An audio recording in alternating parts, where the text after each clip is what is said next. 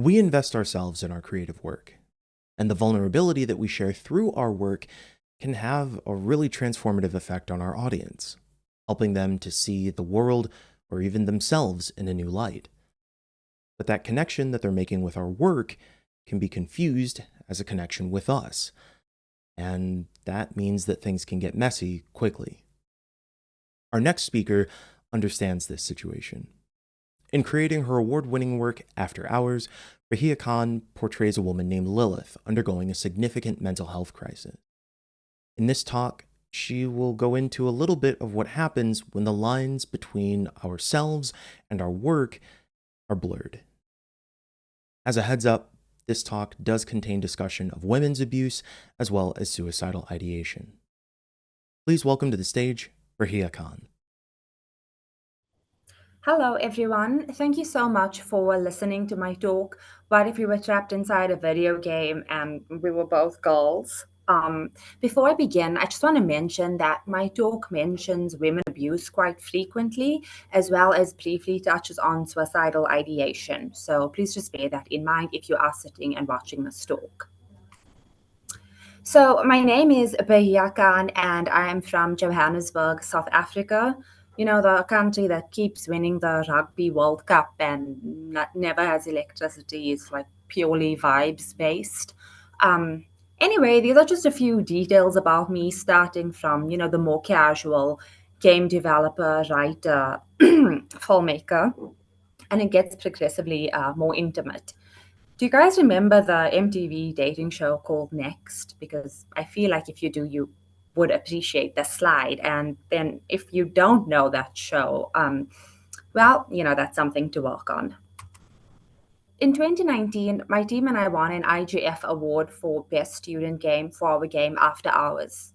After Hours is a full motion video game that relies on film footage to tell its story. It's about a young woman who was sexually abused as a child and suffers from borderline personality disorder as a result. I was in the final year of my undergrad degree when I made After Hours, and our assignment was to spend the academic year creating a video game that would form a substantial part of our portfolio, which we'd use to get jobs once graduating. I was unsettled for many reasons. The thought of graduating was scary, and applying for jobs didn't feel like something I aligned with personally. And what was especially pressurizing was the fact that the game I was meant to create would serve as the centerfold for my portfolio. I had a lot of different ideas about the content my game would have, but I wasn't sure which one would take precedence. Making a game about a woman who was molested as a child wasn't one of the ideas that I had. As a South African woman, I'm constantly hyper aware of and saturated with horror stories of sexual assault and gender based violence, since we have one of the highest numbers of gender based violence cases in the world. According to Women for Change, a nonprofit organization that advocates for the constitutional rights of women and children in South Africa, last year a man killed a woman every 2.3 hours in our country. During my final year of university, many women that I knew personally were coming forward about how they had been sexually assaulted, with some of those stories dating back to their childhoods. And I felt so powerless and angry. And so that's how I decided that I wanted to make a game that looked at the after effects of people who were sexually abused as children. The stress around it being a portfolio piece wasn't as important anymore, and my biggest concerns were around how to create this game in a way that was honest and tactile. I decided to use film footage at first almost as an out, since my drawings look like the stuff children draw in horror movies to indicate a strange presence. But later on, it felt like using film footage was actually the only way I could tell the story in a way that did it justice. After Hours is inspired by true events, and it says so in the beginning of the game. I never stated that these events were all my own, but since I was the person who played the game's protagonist, people made the assumption that what happened in the game happened to me. I played the character of Lilith because of how insular the designing of the game felt. The entire experience just made me feel like my head and my heart were breaking over everything alone. And I know that's not true, but I just felt so alone in those feelings. I didn't know how to move and exist in a world that didn't consider and value women and girls, and I didn't know how to share those feelings with somebody else, not even with another girl. And so that's why I decided to play the protagonist. It wasn't a decision that I made from the beginning, like, I never designed the game with me as the protagonist in mind. But as time went on, I started feeling more protective of the character. And aside from the cinematographer, who later became a dear friend, Clay Meikle, I couldn't see anyone else getting Lilith like I'd imagined. I didn't know After Hours would be received as well as it was. What started out as me submitting the game to a maze fest only because the festival was being held in my city, and I thought, it would be nice if my game got accepted to see my game at a festival. Led to me winning several awards, including a humble bundle publishing deal, and having my game shown in countries I'd never imagined that I'd get the opportunity to travel to. At conferences that I would show my game at, people would often do a double take when they saw that Lilith was being played by the girl who was standing at the booth they played the game at.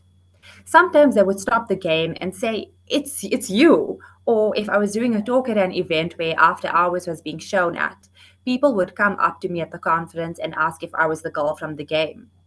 Playing the character of Lilith was harmful for me in a number of ways, but one thing that I didn't anticipate could happen was me being conflated with her, or that people would attach to her story and feel, as a result, attached to me. I want to clarify that I'm so grateful that this game gave people a space to feel seen and made them feel safe enough to be honest about things that happened to them. Sometimes, when people felt like they couldn't do it in person, they would DM me on Twitter thanking me for the game and for validating their experiences or for helping them to better understand somebody else who has borderline personality disorder. These instances felt like the reason that I ever created After Hours, and I was so glad and grateful that it seemed to be a useful tool for people. But people would also straight up ask me if what happened in the game happened to me. I would get messages on one of those anonymous messaging things on Twitter asking, were you raped? Or DMs from what I assumed were well meaning people divulging really intense and intimate details from their own lives because of how similar they were to Lilith's, or incorrectly assumed to be mine. Some players developed a parasocial relationship with me. Parasocial relationships aren't something I anticipated happening to me as a game developer, and especially not because of After Hours. Usually, people can't get access to the other person that they've developed a parasocial relationship with because of how famous and seemingly untouchable that person is. Of course, we're all real people, but I'm especially accessible compared to somebody famous. In one particularly harrowing incident, I received a DM from someone who told me that they were actively suicidal, and they thought I would understand since I made a game about it. I was left incredibly distraught and felt scared and powerless. Like, on the one hand, I get it, and I can understand latching onto someone who you feel understands your feelings and makes you feel seen. I do that all the time with the emo bands that I listen to. Simple Plan is so right, I'm just a kid and life is a nightmare. But I know that I'm not entitled to having access to them just because they make me feel understood. In my case, the boundaries between me as the game designer and the character I played got blurred to some players. And so, because they had access to Lilith in a particular way, I think people felt like they had access to me. And I wasn't seen as a separate person. And often I didn't feel like I was being seen as a person at all. I'm not upset at vulnerable people for reaching out to me because maybe they weren't in a space to make a different decision. What upsets me is that we live in a world that doesn't adequately support people who are having a mental health crisis. And this doesn't apply to people who asked me, have I been raped? To people who ask questions like that, holy shit, what is wrong with you? Currently, I'm working on a game called Howl, which is also a full motion video game about grief and skinning a loved one set in the old times that was 2015. People gawk at this, which makes sense since what the game is really about is how people gawk at the way other people choose to grieve. Again, I'll be playing the protagonist, But what's different this time is that for majority of the game, my own face isn't shown, so I don't feel like what happened to me with After Hours can happen again, at least not to the same extent. It's also been a choice of mine from the beginning this time that I designed the game with myself as the protagonist in mind. I also doubt that I'll ever say that something is inspired by true events, even if they are. Panic at the Disco was right when they said lying is the most fun a girl can have without taking her clothes off.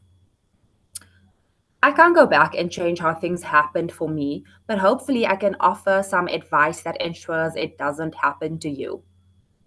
You can't trust that people will behave appropriately, and so you have to try and take measures to ensure that you are comfortable with how you will be perceived in the work that you create. Be aware of the way a disclaimer is worded. You can't anticipate every way a player can interpret something, but try to be as clear as you can to avoid ambiguity. You could even go so far as to say that the following story is a work of fiction, and any resemblance to actual people or events is purely coincidental unless stated otherwise. Even if, all the horrible people have the same names and likeness of the people you hate. Have a separate social media page for your game.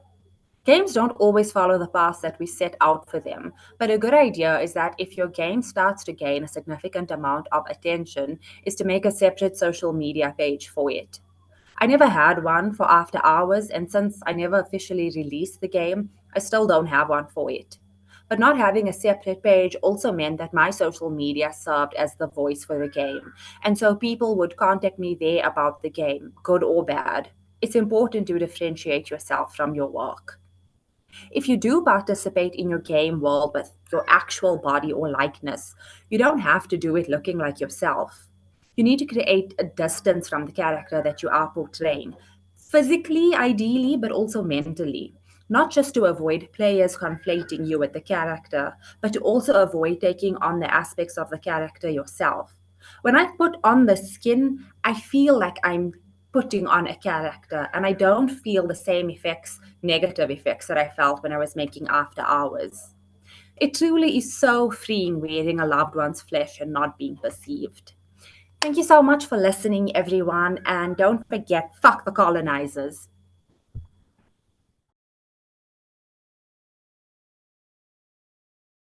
Thank you so much for that talk, Brahia. I tell you, the number of things that fundamentally come back to an ability to set and maintain clear boundaries. It's a superpower. I'm just a people pleaser. I don't know. But the point of the story is, I think it's a really wonderful lesson to take away, to learn how to set those boundaries for ourselves and for our players so that this whole game experience is more sustainable and we can still be vulnerable in the process. So thank you. If you want to keep up with Brahia, you can find her over on the Bird site at Breakin' Brahia. Now it is time for our first break. Go ahead, stretch your legs, grab a drink of water, do what you need to do. When we come back, we're going to do our first dev interview. I'm going to pass the mic over to my co-host, to Purple Sharpie, who is going to be interviewing a game that you might be interested in if you like space, or boats, or space boats. Satire about the game industry. We'll see you when we get back.